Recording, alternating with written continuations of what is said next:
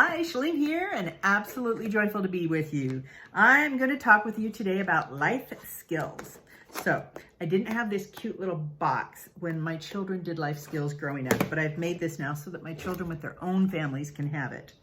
And I put the saying on top that is one of my favorite sayings. I think it's backwards for you. Maybe it's not. Life is 10% what happens to you and 90% how you respond to it. Okay, so life skills are something that my family did on Monday nights when we would have our family meeting.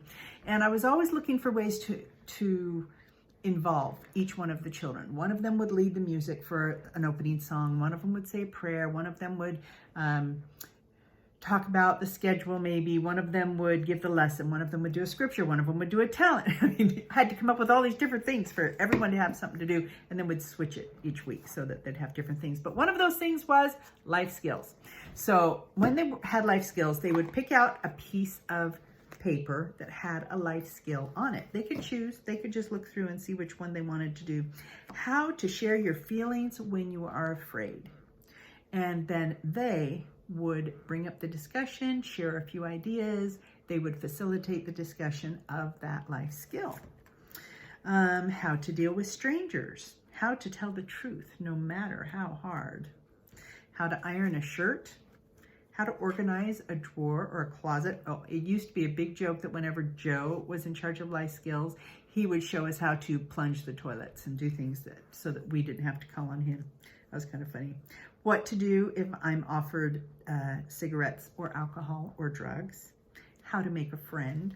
Anyway, such great topics. And you take this list and you let your child teach the other children and you about how to learn that life skill.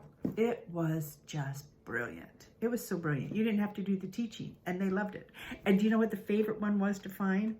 How to act while you're on a date. Because they would get 4 chairs, and then they would ask siblings to pretend that, 2 of them are the boys, 2 of them are the girls. They'd open the door and let them in and show them how to be polite and guide them to where they were going, and just practice the kind things to do when you're on a date and talking to somebody. That was always their favorite. But what a great way to teach your children. If any of you want a copy of the life skills cards that I've made up for my kiddos, I'd love to share that with you. I just love to share good things, and I've already done the work. It's pretty easy to send you a file. So let me know if you want a copy of these life skills. It could also just be a table conversation. It doesn't have to be a family meeting.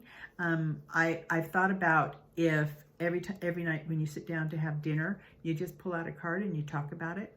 Really good idea. It's a great way to let them have a voice, because it doesn't have to be you teaching, it can be them teaching and how it would be. There's something about letting our children talk and have a voice and feel like they might actually have something to share that others can learn from. It just makes them really happy to be who they are. So share those life skills, enjoy it. I hope you find some ways to be absolutely joyful today.